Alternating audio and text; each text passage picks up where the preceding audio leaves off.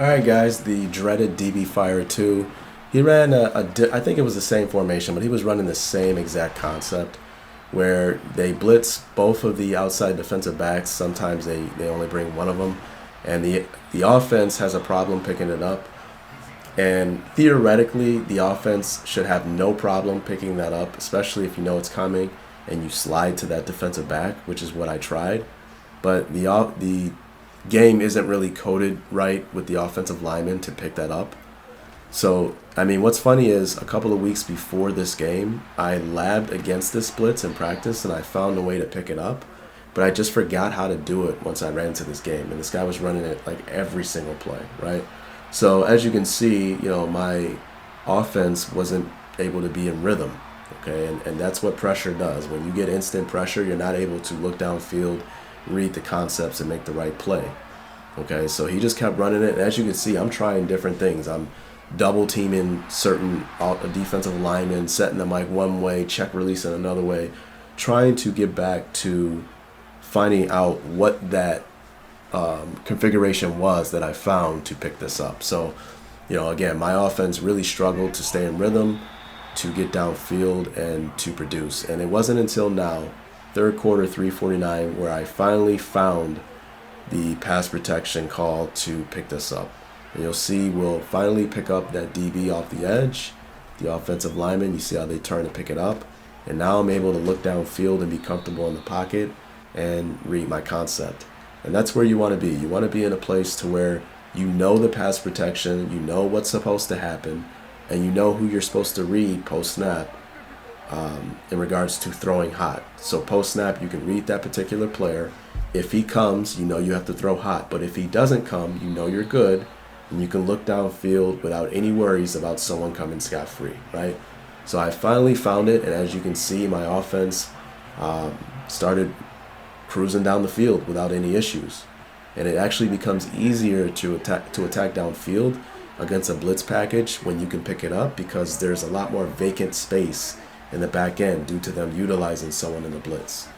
So I'll show you these last couple of plays, and then I'll get into the practice field and show you the setup to pick up DB Fire 2, at least from this formation, but it should still be the same regardless of whatever formation you're in. So it was too little too late, because I found out in the third quarter, and I scored on every drive after that. And after that third quarter drive that you saw, the play before this, he marched down the field and took off like 6 minutes off the clock, and that was my second to last drive. So what they do is they go to $32 and they select DB Fire 2. They base the line and then they press. This is from what I've seen.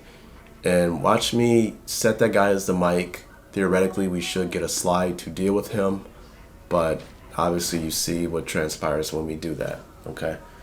So, in theory, they don't pick him up, which is deeply concerning, because as you can see, I mean, the guard should be able to peel over and take care of that guy.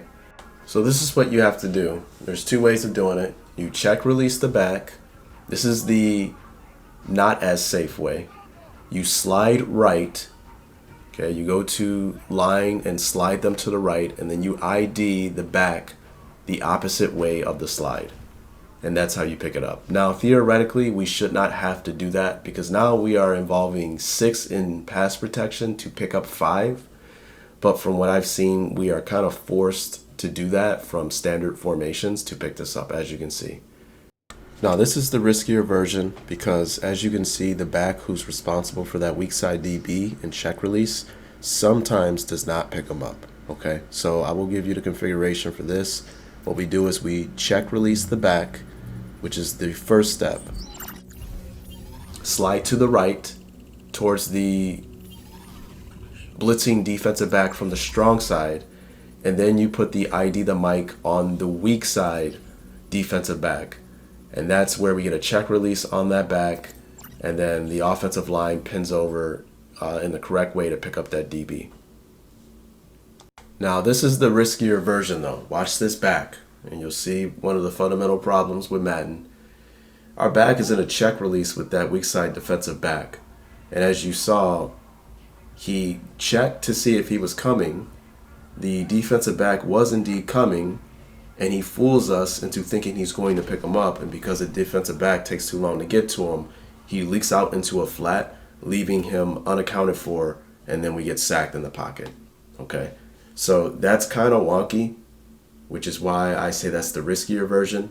The more surefire version is to just go ahead and block the back. So you block the back, you slide towards the strong side blitz, and then you ID that backside defensive back as the mic. So that time I check released again, so you could see the fundamental problem with Madden and its coding. Just a horrible bunch of developers, man. I mean, these guys are just really awful when it comes to effort.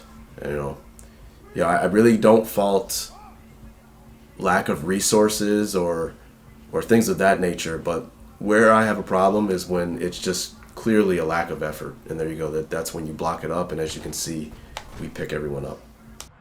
But I mean, these guys have no excuse. I mean, they have an unlimited amount of resources, in my opinion, with the amount of money that they make. So there's just no excuse for us to have fundamental problems like this in the game. So here, I want to showcase where you have to throw hot. Because that's the whole point of understanding pass protection and how it blocks up something. We have to know who we are reading post-snap. So, if that particular player comes or we get two to a side, we know we have to throw hot, and we can complete our kind of understanding on blocking this up, okay? So basically what it takes is two to be hot from the strong side.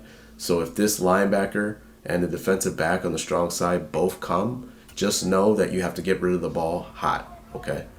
Now on the flip side of this, I think this is the one where, let's see what I did. No, I do the same thing. So we'll see two coming hot. Right there you would know you have to get rid of the ball, right? And you would have a lot of space to do that because they're vacating a lot of space. Now where you don't have to throw hot is weak side. If both of those guys come, theoretically we should be fine, okay? So here I'll lab it up. I think we still get pressure, but the whole point is I believe everyone who rushes gets someone to get their hands on. There it is right there. Our back just lost. Oh, I check release there. That's the problem. So really check releasing is, again, the riskier portion. I just hate to block my back when I can check release them in the case of them actually playing man-to-man on the back end, because I want to have that deep middle of the field available to attack. But against this, we might be forced to have to block the back. So let's see if I did it here. I did.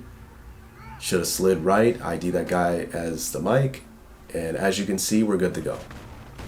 We're good to go, make our reads, and make the throw.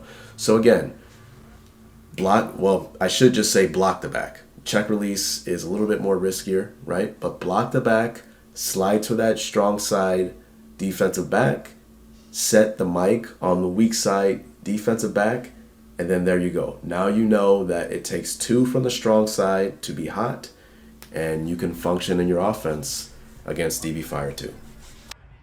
Now, I mean, you may ask, well, what do you do on the back end? Well, it's really about the front end. Once you want to understand from the front end out, right? So now we understand how to block this up. Granted, we have to use an extra person in pass protection than we don't need, right? You notice how they bring 5 and we have to use 6 to pick it up. That's just not how it goes in the league or in football in general. Like if we know the particular 5 that are coming, in real life, they would be able to pick it up with the offensive line, right? But again, it's just a fundamental coding problem in the game.